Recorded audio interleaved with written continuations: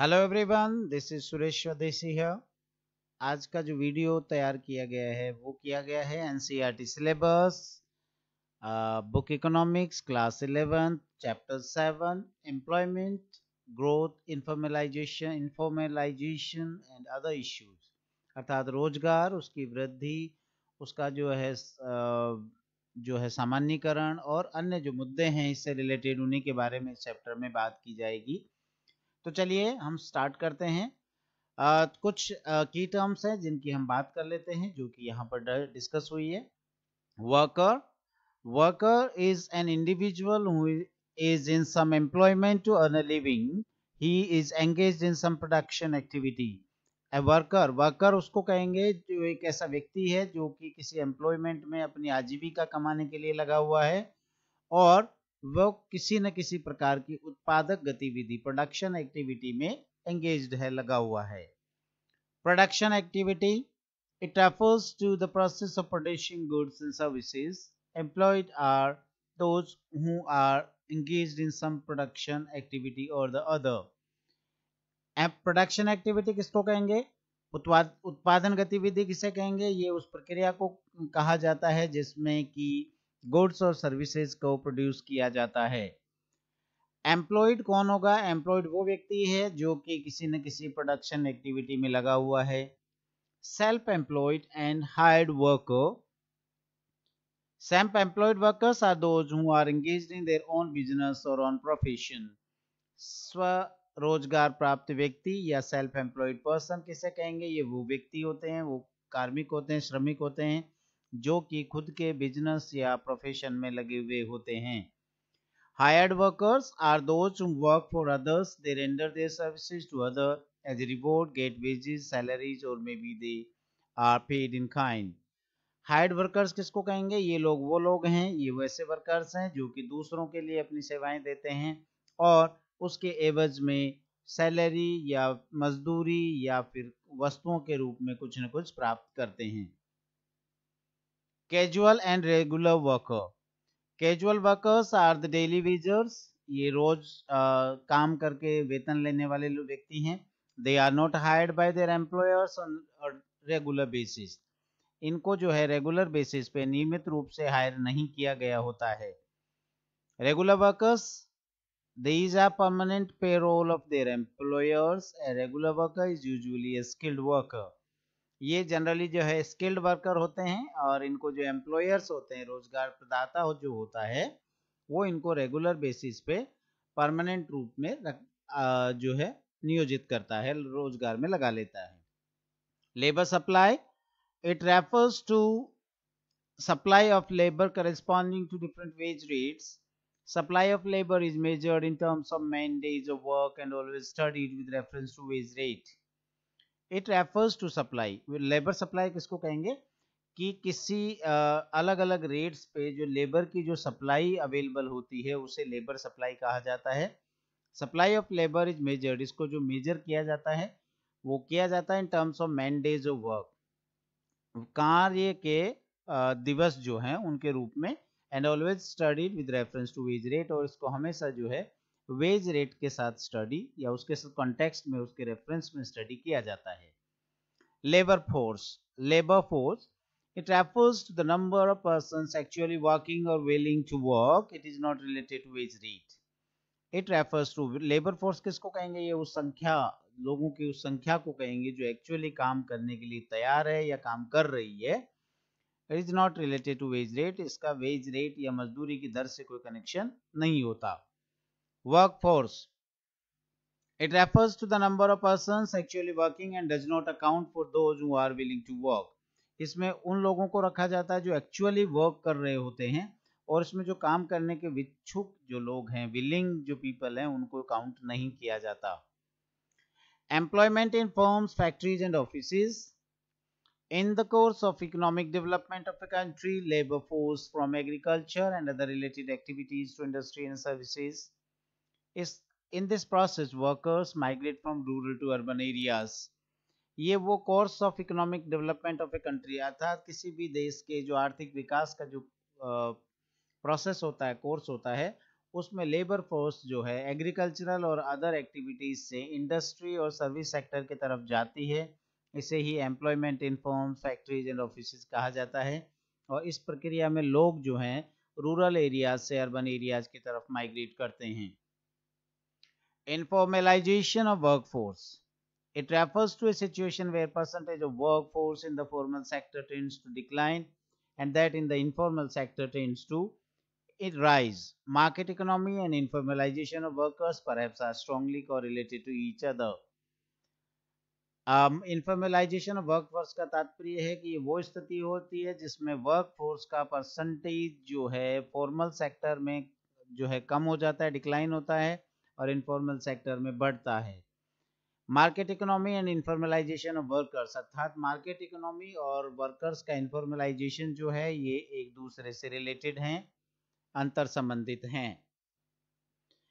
अब हम बात कर रहे हैं एम्प्लॉयमेंट की, जो कि इस चैप्टर का मुख्य टॉपिक है। इसमें क्या क्या कंसेप्ट दिए हुए, let's study. Some of basic issues related to unemployment in India are emphasized in this chapter. It also addresses the growth rate of Indian economy and various employment generation schemes. It also specifies the need of transformation of workers from informal sector to formal sector. इस chapter में जो है basically जो unemployment से related जो different issues हैं, basic issues हैं, उनकी चर्चा की गई है। इट ऑल्सो एड्रेसेस, इसी चैप्टर में जो है ग्रोथ जो रेट है इंडियन इकोनॉमी की और उसके जो एम्प्लॉयमेंट जनरेशन स्कीम्स है उनके बारे में भी बात की गई है। इसके साथ ही it also specifies the need of transformation of workers from informal sector to formal sector, और इसमें जो है जो वर्कर्स है उनका इनफॉर्मल सेक्टर से फॉर्मल सेक्टर की तरफ जो ट्रांसफॉर्मेशन है उसकी आवश्यकता हमें क्यों है उस पर भी यहाँ पर बल दिया गया है, बात की गई है।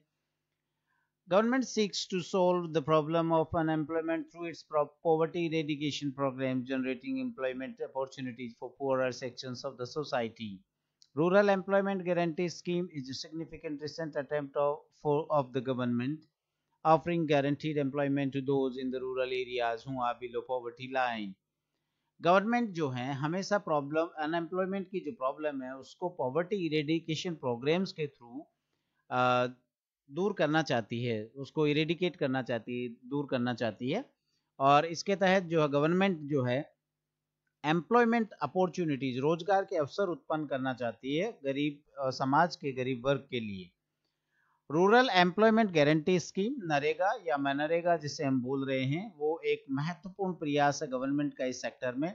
और इसमें जो है गाँव के जो बिलो पॉवर्टी लाइन के लोग हैं, बीपीएल जो लोग हैं, उनके लिए एक गारंटी के रूप में रोजगार जो है 100 डेज का अवेलेबल करवाया जा रहा है और ये एक महत्वपूर्ण प्रोग्राम है, इंपॉर्टेंट प्रोग्राम है। Employment and informalisation of Indian workforce. Work plays an important role in our lives as an individual or a group of members can earn their living after doing work. Work बहुत important है हम सबकी life में, क्योंकि चाहे वो individual हम हैं या ग्रुप के रूप में हैं, हमारी जो लाइवलीहुड है, हमारी आजीविका जो है, उसके लिए काम करना आवश्यक है। Being employed gives us a sense of self-worth and enables us to relate ourselves meaningfully with others. Being employed, जब हम एम्प्लॉयड होते हैं, रोजगार प्राप्त होते हैं, तो हमें सेल्फ वर्थ, खुद की वैल्यू समझ में आती है, खुद का महत्व समझ में आता है, और हम जो है हमारी लाइव्स को जो है अन्य लोगों की लाइफ के साथ सार्थक रूप से जोड़ पाते हैं। In this way, every working person can actively contribute towards national income. और इस तरीके से जो रोजगार प्राप्त व्यक्ति है वो नेशनल इनकम में भी अपना कंट्रीब्यूशन प्रोवाइड करता है। Thus, there is need to know who is worker and what is an employment. तो इस तरीके से अब ये जानने की आवश्यकता है कि वर्कर किसे कहेंगे या एम्प्लॉयमेंट क्या होता है, ये सब बातें हमें जाननी होगी।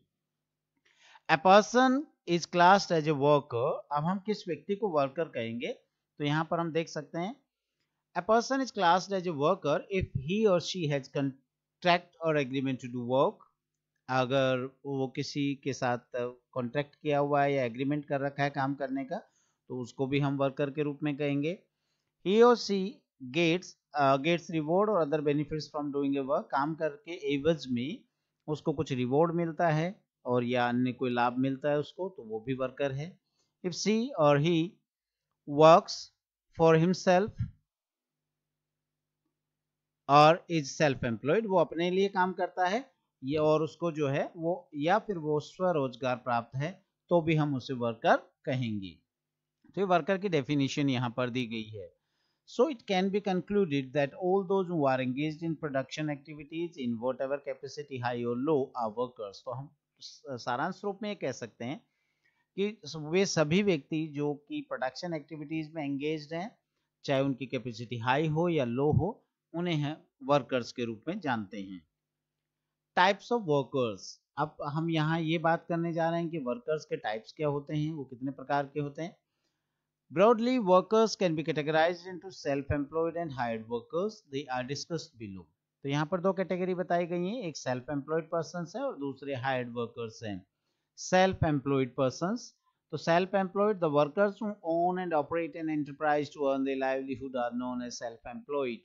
ऐसे व्यक्ति जो कि खुद का एंटरप्राइज चलाते हैं, अपना खुद का व्यवसाय करते हैं, खुद का बिजनेस करते हैं अपनी लाइवलीहुड अर्न करने के लिए, उन्हें हम सेल्फ एम्प्लॉयड के नाम से जानते हैं।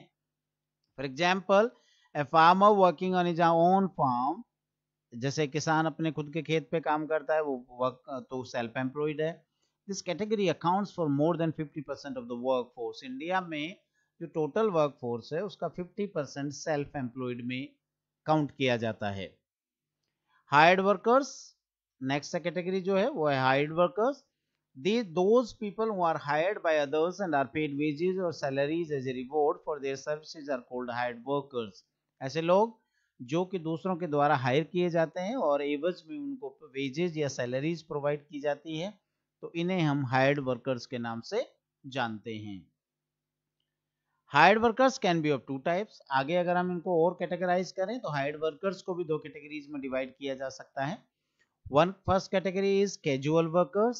Casual workers, those people who are not hired by their employers on a regular or permanent basis and do not get social security benefits are said to be casual workers. For example, construction workers. Casual workers ये सामयिक श्रमिक होते हैं और इनको किसी भी employer द्वारा हायर नहीं किया जाता रेगुलर बेसिस या परमानेंट बेसिस पे, और इनकी कोई सोशल सिक्योरिटी बेनिफिट्स भी इनको नहीं मिल पाते हैं। ये कैजुअल वर्कर्स कहलाते हैं, अर्थात ये जब इनका मन होता है काम कर आते हैं, या जब इनको काम अवेलेबल होता है तब काम कर लेते हैं, रेगुलर बेसिस पे नहीं, जैसे कि कंस्ट्रक्शन सेक्टर के वर्कर्स। हायर्ड वर्कर्स की सेकंड कैटेगरी है रेगुलर सैलरीड वर्कर्स।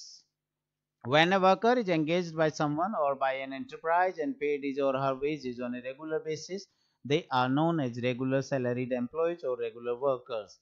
जब किसी वर्कर को कोई व्यक्ति या कोई एंटरप्राइज जो है उसको रेगुलर बेसिस पे हायर कर लेती है और उसको वेजेस देती है रेगुलर बेसिस पे, तो इन्हें हम रेगुलर सैलरीड एम्प्लॉयज या रेगुलर सैलरीड वर्कर्स के नाम से जानते हैं। For example, teacher, chartered accountants etcetera etcetera.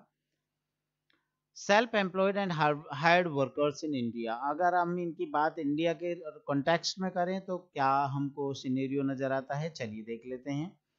According to reason, अब इनका रीजन जेंडर इन बेसिस पे हम इनको स्टडी कर रहे हैं, तो फर्स्ट हम देख रहे हैं क्षेत्रवार, अर्थात रूरल और अर्बन के बेसिस पे हम इनकी बात करें तो क्या पोजीशन है, चलिए देख लेते हैं।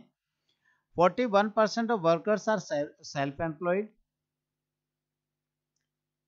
and 59% are hired in urban areas. 54% of workers are self-employed in and 46% of workers are hired in rural areas। ये थोड़ा ईयर वाइज डेटा का डिफरेंस हो सकता है, तो यहाँ हम बात कर रहे हैं कि अगर हम अर्बन वर्कर्स की बात करें तो अर्बन वर्कर्स में कैजुअल वर्कर्स का जो कंडीशन है वो 15% है, और यहाँ पर जो रेगुलर सैलरीड जो एम्प्लॉयज हैं, एम्प्लॉयज हैं, उनकी संख्या 47% और 38% जो है उनको हम कहेंगे सेल्फ एम्प्लॉयड पर्सन्स वर्कर्स हैं। अगर यहाँ पर हम रूरल एरियाज की रूरल वर्कर्स की बात करें तो हम इस फिगर को इस तरीके से देख सकते हैं कि यहाँ पर 58% जो है सेल्फ एम्प्लॉयड है रूरल वर्कर्स में, 29% जो हैं वो कैजुअल वेज लेबरर्स हैं, और 13% जो है वो सेल्फ एम्प्लॉयड हैं, सॉरी रेगुलर सैलरीड एम्प्लॉयज हैं। तो ये दोनों में काफ़ी डिफरेंस है यहाँ पर कि अर्बन एरियाज में जो है परसेंटेज जो है वो रेगुलर सैलरीड पर्सन्स का ज़्यादा है, जबकि रूरल एरियाज में जो ज़्यादातर परसेंटेज है वो किसका है, सेल्फ एम्प्लॉयड पर्सन्स का। Those above chart shows that the self-employed and casual wage laborers are found more in rural areas than in urban areas. इसका समरी ये है कि सेल्फ एम्प्लॉयड और कैजुअल वेज लेबरर्स जो हैं वो रूरल एरियाज में ज़्यादा पाए जाते हैं, जबकि अर्बन एरियाज में कम। It is because in urban areas people are skilled and work for jobs in offices and factories. जबकि अर्बन एरियाज में लोग स्किल्ड होते हैं और वो ऑफिसेज और फैक्ट्रीज में वर्क करते हैं। But in rural areas people work on their own farms, जबकि ग्रामीण क्षेत्रों में रूरल एरियाज में लोग अपने खेतों पे ज़्यादा वर्क करते हैं। अगर हम अकॉर्डिंग टू जेंडर बात करें तो अकॉर्डिंग टू जेंडर की सिचुएशन भी हमारी कुछ इस तरीके से आएगी। ये हम बात कर रहे हैं कि जो मेल वर्कर्स हैं, फीमेल वर्कर्स की बात करें, जेंडर वाइज बात करते हैं तो रूरल एरियाज और अर्बन एरियाज में भी ये देखा जा रहा है कि मेल वर्कर्स की अगर हम बात करते हैं तो उसमें जो है आपका तकरीबन जो है 52% सेल्फ एम्प्लॉयड है। इसमें से जो अगर हम बात करें कि कैजुअल वेज लेबरर्स कितना है तो इनका परसेंटेज 24% के आसपास आएगा। और इसमें अगर हम बात करें कि जो रेगुलर सैलरीड पीपल हैं, मेल्स हैं, मींस पुरुष जो हैं वो 24% है। अगर हम यही फिगर्स फीमेल के कॉन्टेक्स्ट में बात करें इन्हीं की, तो यहाँ हम देख रहे हैं कि यहाँ पर 52% जो हैं वो सेल्फ एम्प्लॉयड हैं। इसके अलावा जो है अगर हम कैजुअल जो वेज लेबरर्स हैं इनकी बात करें तो 27%, और अगर हम इनके रेगुलर सैलरीड एम्प्लॉयज की बात करते हैं तो 21%। Distribution of employment by gender, तो the above chart shows that self employment and hired employment are equally important for male workers. वहां पर दोनों के लिए इंपॉर्टेंट है, but female workers give preference to self employment then to hired employment. यहाँ पर थोड़ा सा ये डिफरेंस समझ में आता है। It is because women both in rural and urban areas are less mobile and thus prefer to engage themselves in self-employment. इसका सीधा सा रीजन ये है कि महिलाएं जो हैं वो ग्रामीण क्षेत्रों में और अर्बन क्षेत्रों में वो घरों से बाहर उनके निकलने की सिचुएशन कम होती है, इसलिए वो सेल्फ एम्प्लॉयमेंट में ज़्यादा एंगेज होती हैं। So it can be concluded that self-employment is a very important source of livelihood for people in India. ये ज़्यादा है। Size of workforce in India, India में वर्कफोर्स का साइज क्या है? India has a workforce of nearly 40 crore of people, जो कि हम अगर बात करें कि 2011 की पॉपुलेशन के बेसिस पर तो 121 करोड़ लोगों में से 40 करोड़ पीपल जो है वर्कफोर्स में हैं। The data on the size of workforce in India are as follows. About 70% of the workforce comprises of male workers, only 30% are female workers. अगर इस पूरे 40 करोड़ के फिगर की भी हम बात करते हैं तो इसका 70% मेल वर्कर्स हैं जबकि 30% फीमेल वर्कर्स हैं। Nearly 70% of workforce is found in rural areas and only 30% is in urban areas. अगर हम इसको रीजन वाइज बात करें तो इस टोटल वर्कफोर्स का 70% जो है वो रूरल एरियाज में है जबकि 30% अर्बन एरियाज में।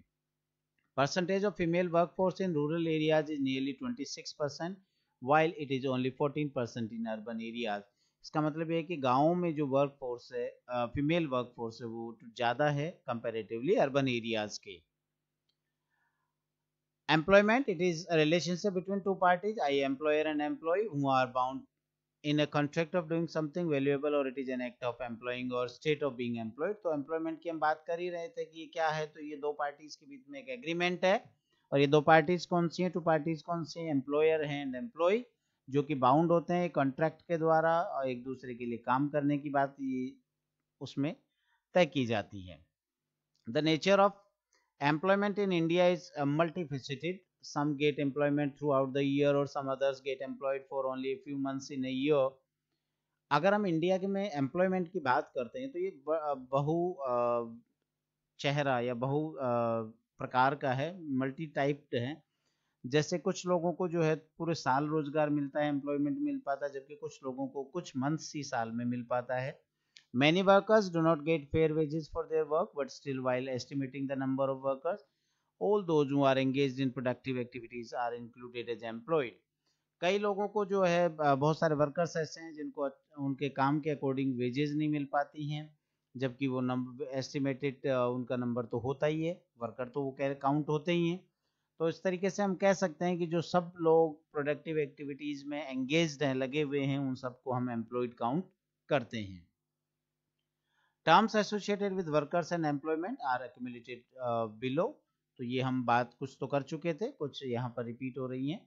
Productive activities, these activities which contribute to the gross national product are called productive activities. ऐसी एक्टिविटीज जो कि जीडीपी, ग्रॉस नेशनल प्रोडक्ट में, जीएनपी में जो कंट्रीब्यूट करती है, वो सारी प्रोडक्टिव एक्टिविटीज हैं। Workforce, persons who are engaged in productive activities are termed as workers and they constitute the workforce. ऐसे लोग जो प्रोडक्टिव एक्टिविटीज में लगे हुए हैं और वर्कर्स के रूप में, उनको वर्कर्स कहा जाता है और वो वर्कफोर्स तैयार करते हैं। Workforce is the total number of persons actually working. ये जो काम करने वाले कुल लोग हैं उनकी संख्या है। वर्कफोर्स पार्टिसिपेशन रेट और ratio, it is measured as the ratio between workforce and total population of a country. It is measured as the ratio. Workforce participation rate किसे कहेंगे? तो ये एक रेशियो है वर्कफोर्स और टोटल पॉपुलेशन ऑफ कंट्री के बीच में। Labour supply, it refers to the amount of labor that the workers are willing to work corresponding to a particular wage rate. किसी निश्चित मजदूरी दर पे कितने लोग काम करना चाहते हैं उसे ही लेबर सप्लाई कहा जाता है। Labor force, it refers to the number of workers actually working or who are able to work. It is not related to wage rate. इसको wage rate से काउंट नहीं किया जाता है। Rate of unemployment, तो ये फॉर्मल और informal sector की हम बात कर रहे थे, तो यहाँ पर हम जो है फॉर्मल सेक्टर की बात करें तो 24 जो हैं वर्कर्स जो हैं काम कर रहे हैं। Number of workers in millions है, ये संख्या जो मिलियंस में दी गई है। तो यहाँ हम 24 मिलियन फॉर्मल सेक्टर मेल्स जो हैं फॉर्मल सेक्टर में काम कर रहे हैं, जबकि 6 मिलियन फीमेल्स काम कर रही है। इनफॉर्मल सेक्टर की बात करें तो 310 जो है मेल्स काम कर रहे हैं इनफॉर्मल सेक्टर में, और 133 मिलियन फीमेल्स काम कर रही हैं इनफॉर्मल सेक्टर में। ये 2009-12 का डेटा यहाँ पर देख पा रहे हैं। Participation of people in employment, लोगों का कितना भागीदारी है, कितना पार्टिसिपेशन है एम्प्लॉयमेंट में। It refers to the participation of people in productive या इंडक्शन एक्टिविटी। प्रोडक्शन एक्टिविटी में जो लोगों का पार्टिसिपेशन है उसकी बात की जा रही है। It is measured as a ratio और force to total population of the country. इसको जो है एक अनुपात है पूरे जो कंट्री की पॉपुलेशन है उसके रेशियो में है।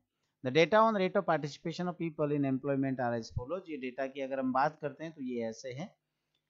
Rate of participation for the urban areas is about 35%. 35% जो टोटल पॉपुलेशन अर्बन एरियाज की है उसका 35% जो है वर्कफोर्स पार्टिसिपेशन है अर्बन एरियाज में। हम रूरल एरियाज की बात करें तो ये 41% है।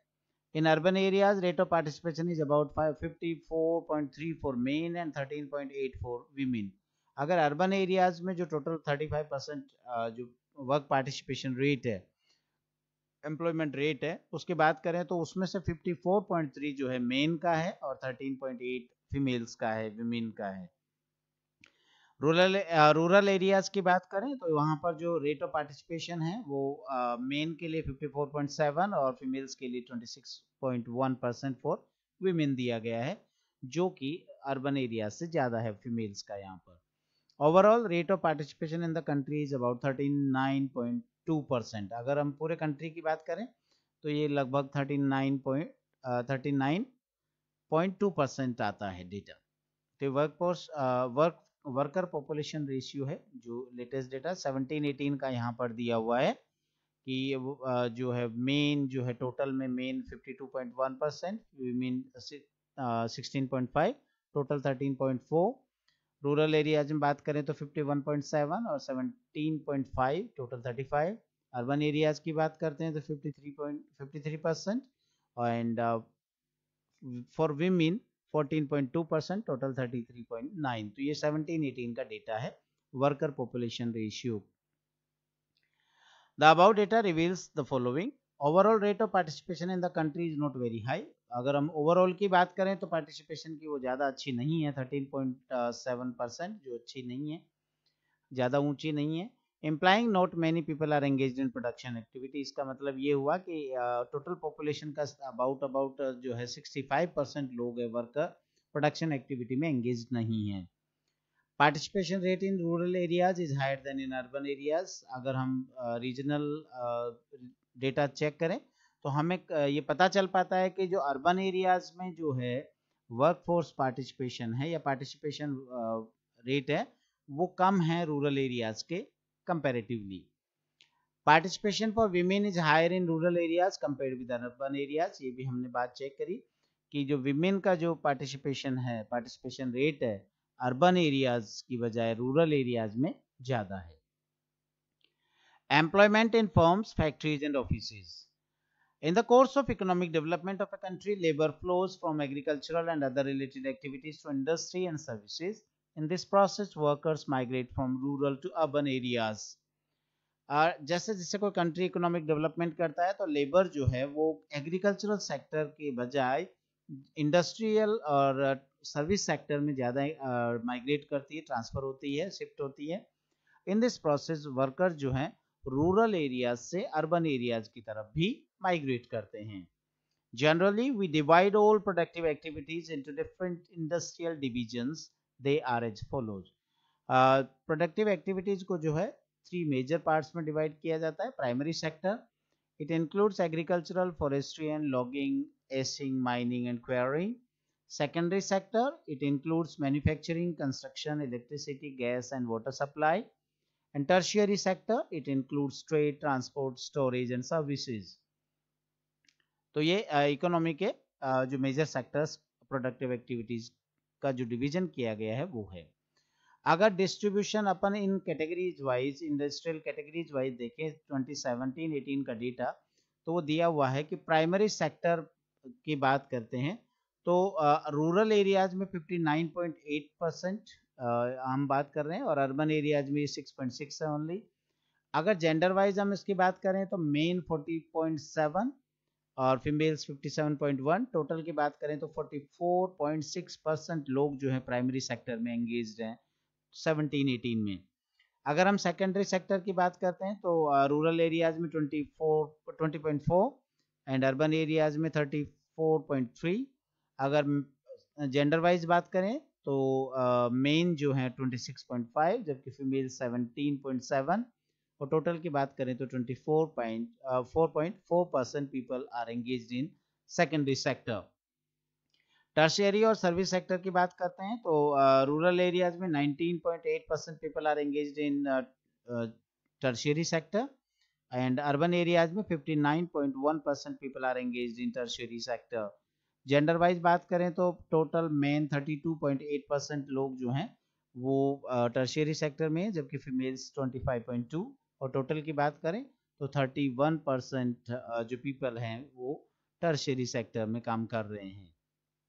तो ये डेटा 2017-2018 का।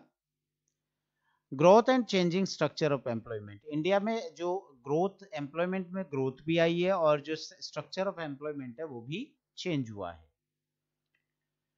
During the period 1960-2000, gross domestic product of India grew positively and was higher than the employment growth. India में 60 to 2000 का जो पीरियड रहा इसमें जीडीपी में काफ़ी अच्छी ग्रोथ आई है और ये जो है एम्प्लॉयमेंट ग्रोथ रेट से ज़्यादा हाई रहा है। However, there was always fluctuation in growth of GDP. हालांकि ऐसा नहीं है कि जीडीपी एक फ्लैट रेट पे ग्रो कर रही हुई है, इसमें काफ़ी फ्लक्चुएशंस हमें देखने को मिले थे। During this period, employment grew at a stable rate of about 2%. और अगर इस पूरे टाइम की हम बात करें मीन्स 1960 to 2000, तो इसमें जो एम्प्लॉयमेंट की जो रेट रही वो एक स्टेबल सी रही, स्थिर सी रेट रही जो कि 2% के आसपास रही। अगर हम ये डेटा चेक करें 1972 टू 2018 परसेंटेज का डेटा देख करते हैं तो प्राइमरी सेक्टर में जो 1972-73 में 74.3% लोग काम कर रहे थे वो 17-18 में 44.6 रह गए सेकेंडरी सेक्टर में 10.9 जो काम कर रहे थे वो बढ़ करके 24.4% हो गए, और सर्विस सेक्टर की बात करें तो 14.8% से इंक्रीज होकर के 31% के आसपास पहुंच गया है। अगर इसी में हम स्टेटस बात करें तो 1972-73 में सेल्फ एम्प्लॉयड जो लोग थे वो 61.4% थे, जो कि 17-18 में कम होकर के 52.2% हो गया। अगर रेगुलर सैलरीड एम्प्लॉयज की बात करें तो ये 72-73 में 15.4% था, जो कि इंक्रीज होकर के 22.8% हुआ 2017-18 में। कैजुअल वेज लेबरर्स की बात करते हैं तो 1972-73 में 23.2% था, जो कि इंक्रीज थोड़ा सा इंक्रीज होकर के 2017-2018 में ये 25% हो गया है। तो ये कुछ डेटा हैं इससे रिलेटेड।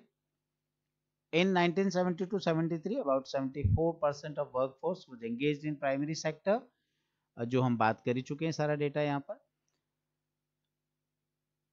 ये यहाँ पर ये है कि सेकेंडरी और सर्विस सेक्टर है वो एक प्रोमिजिंग फ्यूचर जो है इंडियन वर्कफोर्स के लिए नजर आ रहा है। The distribution of workforce in different status indicates that over the last 4 decades people have moved from self employment and regular salaried employment to casual wage work।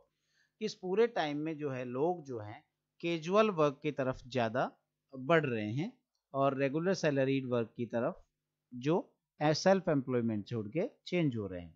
Yet self employment continues to be the major employment provider, लेकिन आज भी जो है जो self employment sector है वो ज़्यादा बड़ा एम्प्लॉयमेंट प्रोवाइडर है, मेजर एम्प्लॉयमेंट प्रोवाइडर है।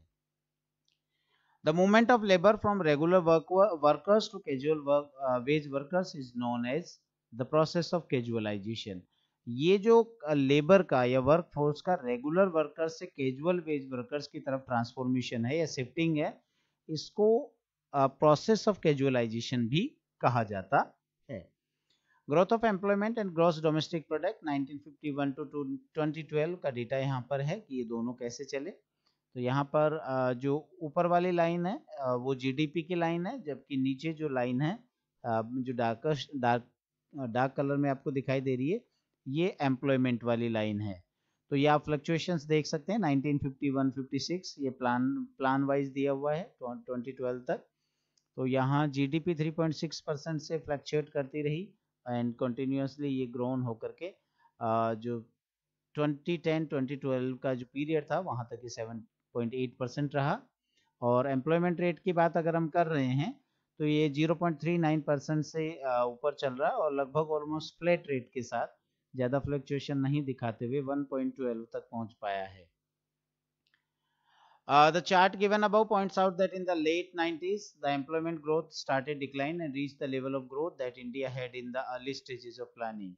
अगर ये बात करें कि 90s की जब हम बात कर रहे हैं तो ये 90s वाला पीरियड यहाँ पर आप देख पा रहे हैं, तो ये डिक्लाइन हुआ, डिक्लाइन करके 0.98% हुआ, जो कि 1951-56 वाला या 1956-61 के आसपास वाला फिगर था। During these years there is a widening gap between the growth of GDP and employment। यहाँ पर हम ये भी देख पा रहे हैं कि यहाँ GDP 6.1% थी, जबकि एम्प्लॉयमेंट रेट जो थी वो 0.9%, तो एक बहुत बड़ा गैप यहाँ पर क्रिएट हुआ था। तो ये भी एक वाइडनिंग गैप यहाँ नजर आ रहा है।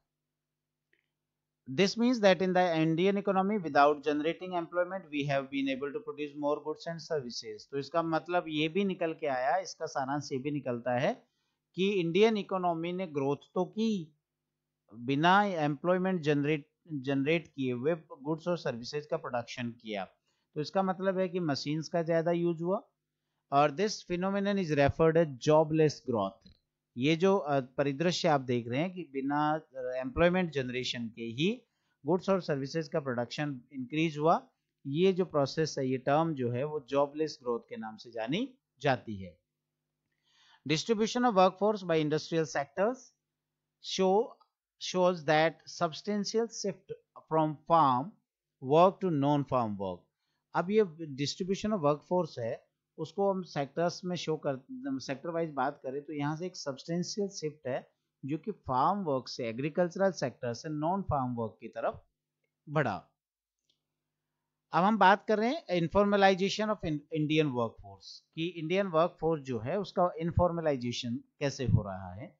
Development planning in India is always focused to provide decent livelihood to its people. हमारे डेवलपमेंट जो है, प्लानिंग जो है इंडिया की, उसमें हमेशा इस बात पे बल दिया गया कि लोगों को लाइवलीहुड कैसे प्रोवाइड की जाए, उनको एक अच्छी आजीविका का संसाधन उपलब्ध कराया जाए।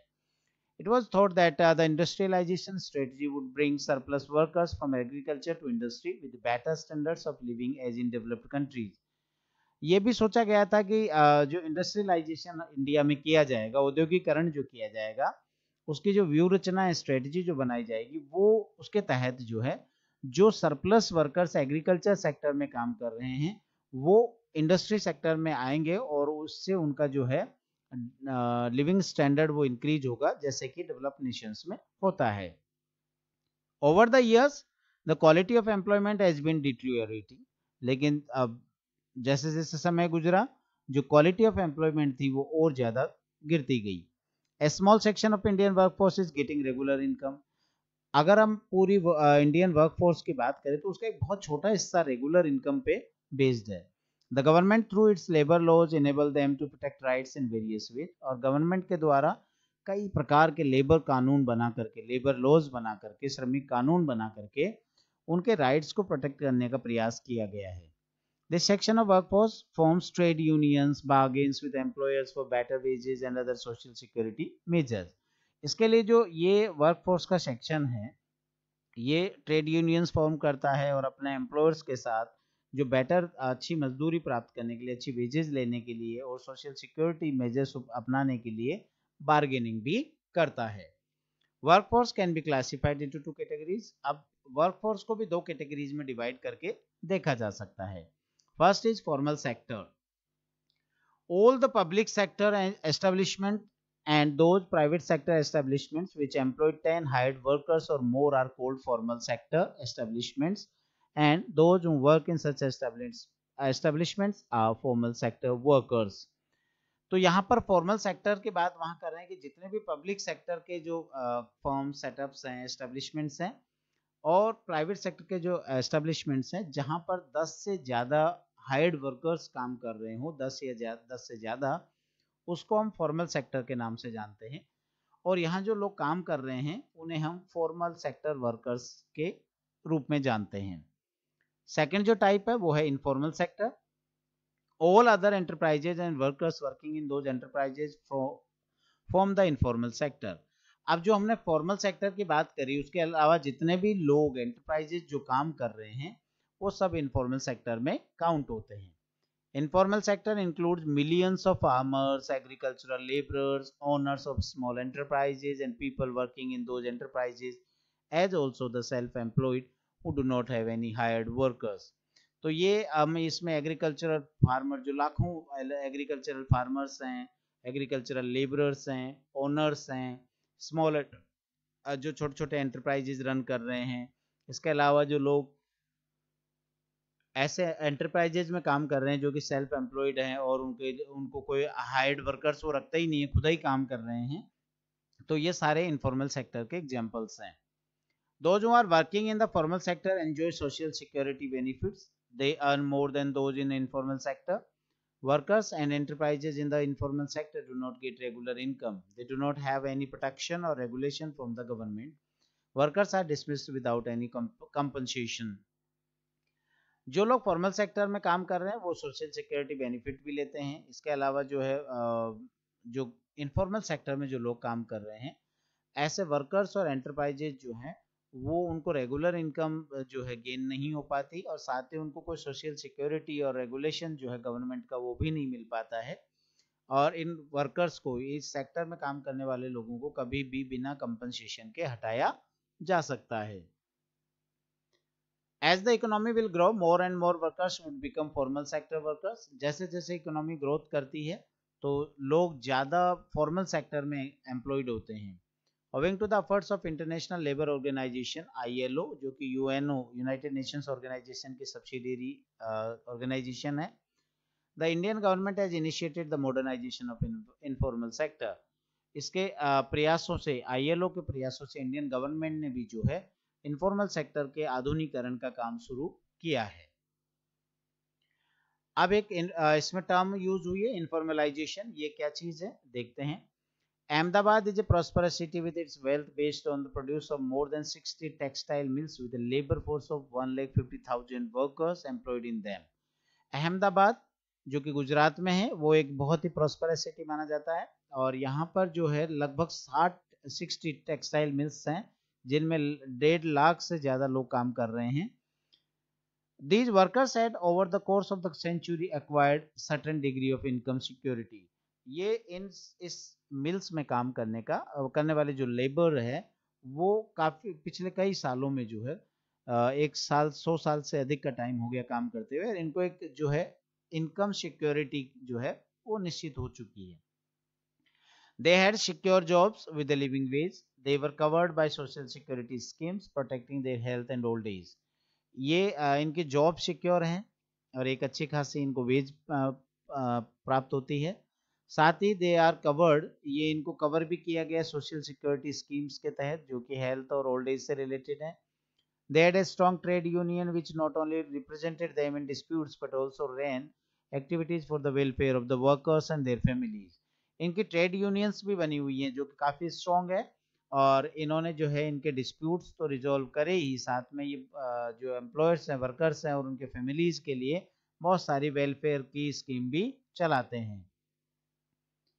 In the early 90s, the textile mills all over the country began to close down. In some places such as Mumbai, the mills closed rapidly. 1980s तक आते आते बहुत सारे टेक्सटाइल मिल्स कंट्री में बंद हो गई और मुंबई जैसे जो प्लेस था वहां पर भी बहुत स्पीड से बंद हुई। In Ahmedabad, the process of closure was long drawn out and spread over 10 years. Ahmedabad में इनके बंद होने की जो प्रोसेस थी वो लंबी चली और करीबन 10 वर्ष का समय लगा। Over this period, approximately over 80,000 permanent workers and over 50,000 non-permanent workers lost their jobs and were driven to the informal sector. तो इस टाइम पीरियड में जो है लगभग 80,000 जो परमानेंट वर्कर्स थे और 50,000 के आसपास जो नॉन परमानेंट वर्कर्स थे उनकी जॉब चली गई और वो इनफॉर्मल सेक्टर में चले गए। The city experienced an economic recession and public disturbances, especially communal riots.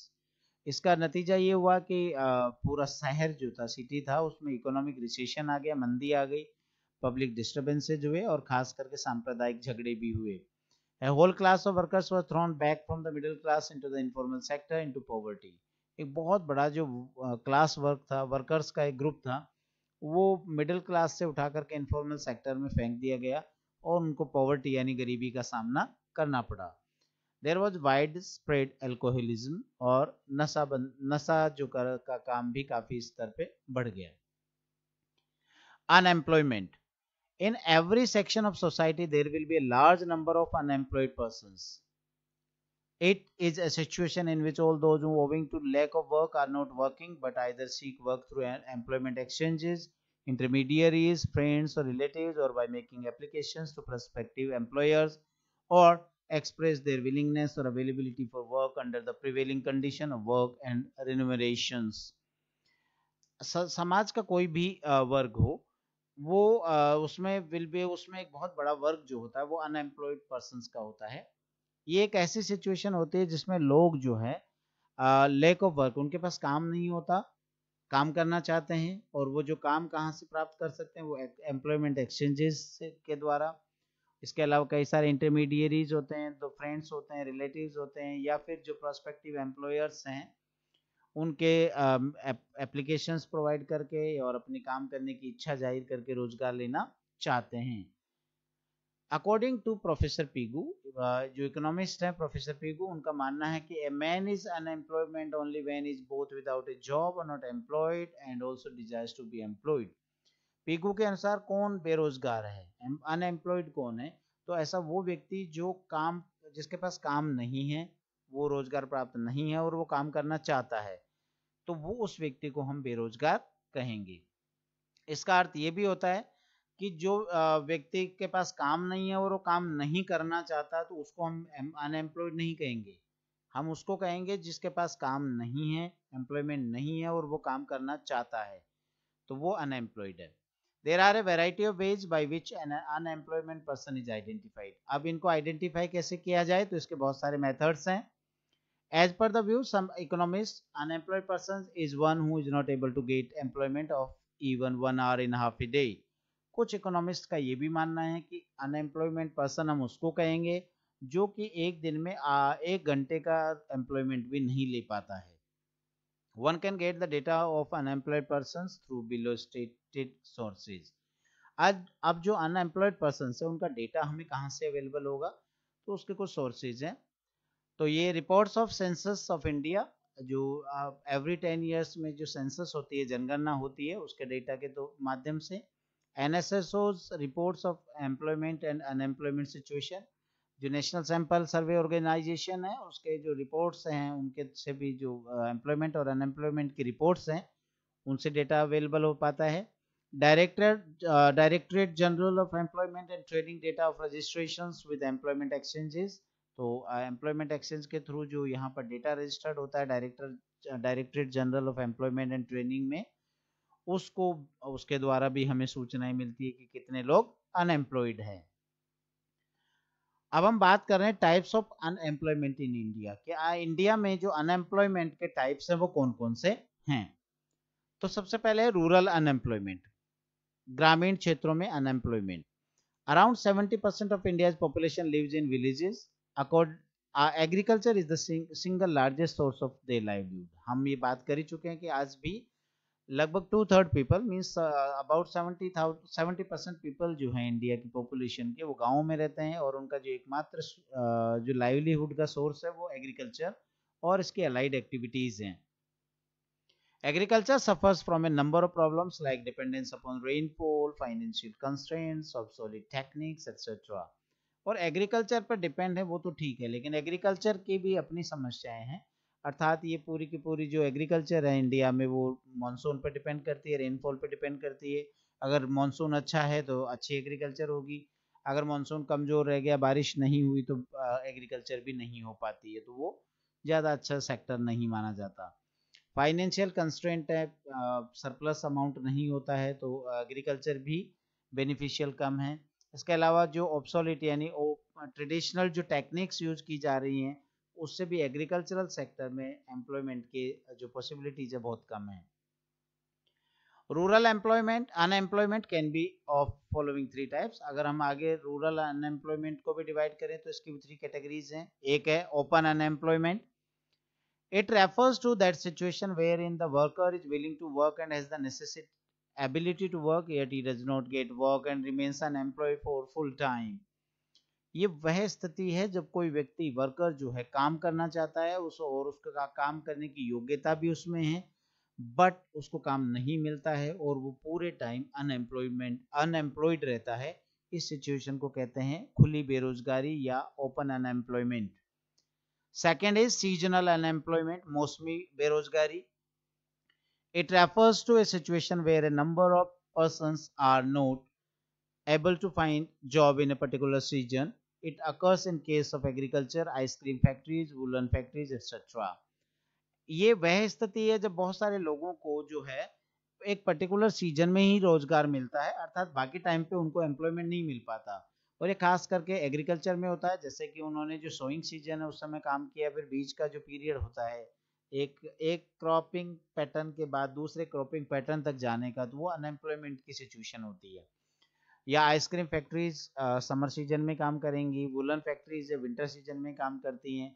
तो यहाँ पर जो एम्प्लॉयमेंट मिलता है वो सीजनल एम्प्लॉयमेंट मिलता है और बाकी का टाइम जो बेरोजगारी में निकल जाता है, इसलिए इसे सीजनल अनएम्प्लॉयमेंट का कैटेगरी माना गया है। थर्ड जो टाइप है उसे कहते हैं disguise unemployment. It exist when marginal physical productivity of labour is zero और sometimes it becomes negative. Important features of disguise unemployment are as under. ये वह स्थिति है जब किसी भी पर्सन की जो मार्जिनल फिजिकल प्रोडक्टिविटी है, अर्थात उसकी उत्पादकता कितनी है लेबर की, तो कई वो लेबर की जीरो है और कई बार तो वो नेगेटिव भी हो जाती है। अर्थात वो काम में लगा हुआ तो दिख रहा है लेकिन उसकी प्रोडक्टिविटी कुछ भी नहीं है। तो ये जो सिचुएशन है इसे डिस्गाइज अनएम्प्लॉयमेंट कहा जाता है। और गाँव में खेती में ऐसा ही होता है कि बड़े परिवार में कई लोग उसी काम में लगे हुए हैं जबकि वो कार्य उतने लोगों का नहीं होता है, और बाकी के लोग एंगेज दिख रहे हैं बट उनकी प्रोडक्टिविटी कम होती है। अब इस जो डिस्गाइज अनएम्प्लॉयमेंट है इसकी खास बातें क्या क्या हैं। Marginal physical productivity of labour is zero, यहाँ पर जो लेबर है उसकी मार्जिनल फिजिकल प्रोडक्टिविटी जीरो होती है।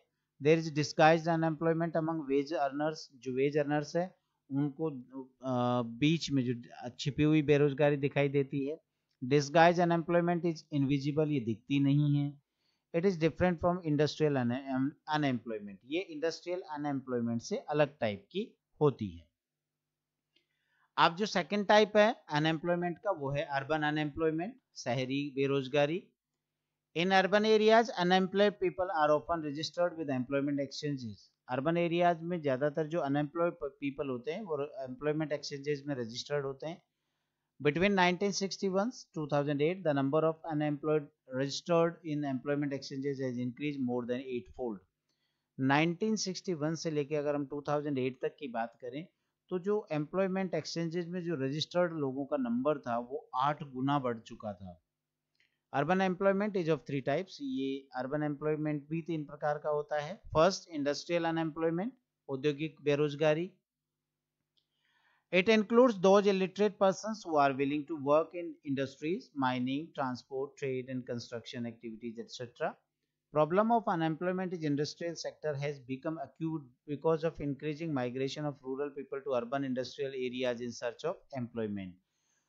ये इसमें उन इलिटरेट लोगों को बात की गई है जो कि इंडस्ट्रीज में काम करना चाहते हैं, माइनिंग सेक्टर में काम करना चाहते हैं, ट्रांसपोर्ट सेक्टर में काम करना चाहते हैं, ट्रेड और कंस्ट्रक्शन एक्टिविटीज में काम करना चाहते हैं, बट चूंकि रूरल एरिया से बहुत सारे लोग माइग्रेट करके आ गए तो सभी को रोजगार नहीं मिल पाता है और ये इंडस्ट्रियल अनएम्प्लॉयमेंट कहलाता है। Educated unemployment. In India, the problem of unemployment among the educated people is also quite grave. ये भी बड़ी गंभीर समस्या है यहाँ की कि जो uneducated लोगों में unemployment है। It is a problem spread across all parts of the country. ये देश के सभी भागों में है। Because the massive expansion of the education facilities have contributed to the growth of educated persons who are on the lookout for white collar jobs. ये जो educated लोग हैं ये केवल व्हाइट कॉलर जॉब करना चाहते हैं, यानी ऑफिसेज के काम करना चाहते हैं और अन्य किसी प्रकार के एम्प्लॉयमेंट में ये लगना नहीं चाहते, तो इसकी वजह से भी एक बड़े लेवल पे ये देश में प्रेजेंट टाइम में एम्प्लॉयमेंट बढ़ता जा रहा है। थर्ड जो टाइप ऑफ अनएम्प्लॉयमेंट है अर्बन एरियाज में वो है technological unemployment.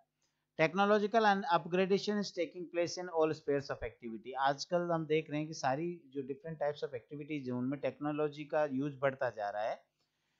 People who have not updated their skills in the latest technology become technologically unemployed. अब जो लोग अपने आप को टेक्निकली अपडेट नहीं कर पाते हैं तो वो इन सेक्टर्स में काम करने के योग्य नहीं रह पाते और एक अनएम्प्लॉयमेंट की लिस्ट तैयार हो जाती है। तो ये थी रूरल और अर्बन एरियाज की जो डिफरेंट टाइप्स ऑफ अनएम्प्लॉयमेंट है। Causes of unemployment in India. India में अनएम्प्लॉयमेंट के कॉजेज क्या क्या हैं तो यहाँ पर हम उनको देख लेते हैं। तो स्लो इकोनॉमिक ग्रोथ, तो फर्स्ट जो कॉज है इसका वो है slow economic growth. In Indian economy the rate of economic growth is very slow. हमारे यहाँ जो इकोनॉमिक की ग्रोथ है वो बहुत स्लो चल रही है। This slow growth rate fails to provide enough employment opportunities to the rising population. और पॉपुलेशन ग्रोथ जिस लेवल पे हो रही है उस लेवल पे इतनी एम्प्लॉयमेंट अपॉर्चुनिटीज प्रोवाइड नहीं हो पा रही है। Supply of labour is much more than the available employment opportunities. और सीधा सा फैक्टर ये है कि लेबर की सप्लाई बहुत ज्यादा है बजाय एम्प्लॉयमेंट अपॉर्चुनिटीज की। सेकंड जो रीजन है रैपिड ग्रोथ ऑफ पॉपुलेशन, की जनसंख्या की जो वृद्धि दर है वो बहुत तेज है, बहुत फास्टर है। Constant increase in population has been a grave problem of India. It is one of the main causes of unemployment. India में पॉपुलेशन की जो इंक्रीज है वो कॉन्टिन्यूस हो रही है और लगातार एक रैपिड स्पीड से हो रही है, फास्टर स्पीड से है। इसकी वजह से उतना सारा एम्प्लॉयमेंट जनरेशन नहीं हो पाता और अनएम्प्लॉयमेंट बढ़ रही है। The number of unemployed has actually increase instead of decreasing during the plan period. Plan period में पूरा एम्प्लॉयमेंट जनरेशन करने के काफी प्रयास हुए लेकिन जो पॉपुलेशन ग्रोथ थी वो ज्यादा फास्टर थी जो सारे एम्प्लॉयमेंट अपॉर्चुनिटीज को ग्रोथ को जो है नलीफाई कर रही है। Third, faulty employment planning. The 5-year plans in India have not been designed for employment generation. एक और जो कॉज बड़ा जो माना जा रहा है इकोनॉमिस्ट के द्वारा, वो ये भी है कि जो 5-year प्लान्स बनाए गए उनमें एम्प्लॉयमेंट जनरेशन पे ज्यादा ध्यान नहीं दिए गए, उनकी डिजाइनिंग में एम्प्लॉयमेंट जनरेशन को कहीं पर भी नहीं रखा गया। A frontal attack to solve the problem of unemployment is missing. It was thought that economic growth will take care of unemployment problem. कि सीधा सामने से बेरोजगारी को खत्म करने के प्रयास नहीं किए गए। ये मान लिया गया कि इकोनॉमिक ग्रोथ जब होगी तो ऑटोमेटिकली अनएम्प्लॉयमेंट भी खत्म हो जाएगा, लेकिन ऐसा नहीं हुआ। नेक्स्ट कॉज है, fourth is excessive use of foreign technology. हमारे यहाँ जो टेक्नोलॉजी का जो यूज था वो भी हमने मशीन्स का यूज भी ज्यादा किया, फॉरेन टेक्नोलॉजी का यूज किया, जबकि हमारे कंट्री में उसकी रिक्वायरमेंट इतनी नहीं थी। Lack of scientific and technical co-search at home due to its high cost has resulted in excessive use of foreign technology, which has led to technical unemployment in our country. Lack of scientific and technological knowledge, उसका जो अभाव था हमारे यहाँ पर, और इसकी वजह से जो हाई कॉस्ट जो लेबर की अवेलेबल थी, टेक्नोलॉजिकली ट्रेंड लोग यहाँ पर नहीं थे, तो उनकी जो मशीन्स का जो यूज बढ़ा, फॉरेन टेक्नोलॉजी का जो यूज हमने बढ़ाया, उससे इंडिया में टेक्निकल अनएम्प्लॉयमेंट इंक्रीज हुआ। फिफ्थ जो कॉज है इसका वो है lack of financial resources. India में फाइनेंशियल रिसोर्सेज की भी अवेलेबिलिटी कम है। The expansion and diversification programme of agriculture and small scale industries have suffered because of lack of financial resources. Agricultural sector की जो ग्रोथ हमको लेकर आनी थी, या उनका जो डाइवर्सिफिकेशन करना था, स्मॉल स्केल इंडस्ट्रीज का जो डाइवर्सिफिकेशन करना था, एक्सपेंशन करना था, वो हम लेक ऑफ फाइनेंशियल रिसोर्सेज अर्थात वित्तीय संसाधनों की कमी की वजह से नहीं कर पाए। This has been accompanied by increasing government control of economic activities. और इसका नतीजा ये हुआ कि इसके बाद गवर्नमेंट का जो कंट्रोल था इकोनॉमिक एक्टिविटीज पे वो भी बहुत अधिक रहा, जिससे भी इसका विस्तार एक्सपेंशन नहीं हो पाया। नेक्स्ट जो कॉज है वो है increase in labour force. The population explosion stage of Indian economy has added young people to the labour force who are seeking employment. Work जो पॉपुलेशन एक्सप्लोजन हुआ, जनसंख्या का जो विस्फोट की जो स्थिति इंडिया में बनी, उसकी वजह से जो इंडियन इकोनॉमी में यंग पीपल जो है वो लेबर फोर्स के रूप में ऐड तो हो गए, लेकिन अब उनके लिए एम्प्लॉयमेंट अपॉर्चुनिटीज उतनी अवेलेबल नहीं हो पाई। Government and employment generation. अब सरकार के क्या प्रयास किए गए, सरकार ने क्या कौन कौन से प्रयास किए एम्प्लॉयमेंट जनरेशन के, वो देख लेते हैं। इन 2005 वैसे तो देखिए 2005 से पहले भी गवर्नमेंट की बहुत सारी स्कीम्स हैं जो डायरेक्टली इनडायरेक्टली पॉवर्टी एलिवेशन और अनएम्प्लॉयमेंट के इरेडिकेशन से रिलेटेड रही हैं, लेकिन उनका प्रभाव इतना अधिक नहीं हो पाया। In 2005, the government has passed an act in parliament known as the National Rural Employment Guarantee Act, NREGA. It promises 100 days of guaranteed wage employment to all rural households who volunteer to do unskilled manual work. इसमें हर house hold को, rural house hold को year में 100 days का guaranteed veg employment provide करने का वादा किया गया अनस्किल्ड मैनुअल वर्क के लिए, अनस्किल्ड जिसमें अकुशल जो मानवीय श्रम था। This scheme is one of the important measure adopted by government to generate employment for those who are in need of jobs in rural areas. ये जो स्कीम जो लॉन्च की गई गवर्नमेंट के द्वारा, ये एम्प्लॉयमेंट जनरेशन के दिशा में एक बहुत ही महत्वपूर्ण कदम माना गया है। Since independence, the union and state governments have played an important role in generating employment or creating opportunities for employment generation. आज़ादी के बाद से ही यूनियन और स्टेट गवर्नमेंट्स ने एम्प्लॉयमेंट जनरेशन के लिए बहुत सारी अपॉर्चुनिटीज़ क्रिएट करने की कोशिश की, और इनके जो प्रयास थे उनको हम दो कैटेगरीज में डिवाइड कर सकते हैं, एक है direct employment and the other is indirect employment. Direct employment, in this employment, government employs people in various departments for administrative purposes. It also runs industries, hotels and transport companies and hence provides employment directly to workers. इसमें प्रत्यक्ष रोजगार इसमें सरकार के द्वारा provide किया जाता है, जो सरकार के बहुत सारे डिपार्टमेंट्स हैं प्रशासनिक उद्देश्यों के लिए जो चल रहे हैं, जिसमें इंडस्ट्रीज, होटल्स, ट्रांसपोर्ट कंपनीज वहाँ पर लोगों को डायरेक्टली एम्प्लॉयमेंट दिया जाता है। Indirect employment, it can be understood as when output of goods and services from government enterprises increase, then private enterprises which receive now materials from government enterprises will also raise their output and hence increase the number of employment opportunities. इसको हम ऐसे समझ सकते हैं कि जब goods और services government sector के जो एंटरप्राइजेस से इंक्रीज होती है, वहां पर उनका आउटपुट जब बढ़ता है, तो उसके जो प्राइवेट एंटरप्राइजेज है उनको मटेरियल मिलता है गवर्नमेंट से और उनको भी जो है अपना आउटपुट बढ़ाना पड़ता है और उसकी वजह से इनडायरेक्टली वो अपने एम्प्लॉयमेंट जो अपॉर्चुनिटीज है उनको इंक्रीज करते हैं। This is the indirect generation of employment opportunities by the government initiatives in the economy. और इस तरीके से गवर्नमेंट इनडायरेक्टली जो है एम्प्लॉयमेंट जनरेशन करती है। Employment generation programmes, many programs that governments implement with the aim of elevating poverty through employment generation are called employment generation programs। ऐसे कार्यक्रम जिनको गवर्नमेंट जो है वो पॉवर्टी एलिवेशन और एम्प्लॉयमेंट जनरेशन करके जो पॉवर्टी एलिवेशन के लिए चलाती है उन सबको एम्प्लॉयमेंट जनरेशन प्रोग्राम्स कहा जाता है। These programs aim at providing not only employment but also services in areas such as primary health, primary education, rural drinking water, nutrition assistance for people to buy income and employment generating assets, development of community assets by generating wage employment, construction of houses and sanitation, assistance for constructing houses, laying of rural roads, development of wastelands and degraded lands। इन programmes का जो उद्देश्य होता है वो केवल employment generate करना ही नहीं है, रोजगार देना ही नहीं है, बट ऑल्सो सर्विसेज, ऐसी सेवाओं भी उन क्षेत्रों में उपलब्ध करवाना है जैसे कि primary health, primary education, rural drinking water, nutrition assistance for people. ऐसे लोग जो कि जिनके लिए पोषक तत्व खरीद पाना मुश्किल है, मीन्स पौष्टिक भोजन खरीद पाना संभव नहीं है, उनके लिए वो चीजें उपलब्ध कराना। एम्प्लॉयमेंट जनरेट करने वाली एसेट्स तैयार करना, कम्युनिटी एसेट्स तैयार करना जिसमें वेज एम्प्लॉयमेंट जनरेट किया जाता है।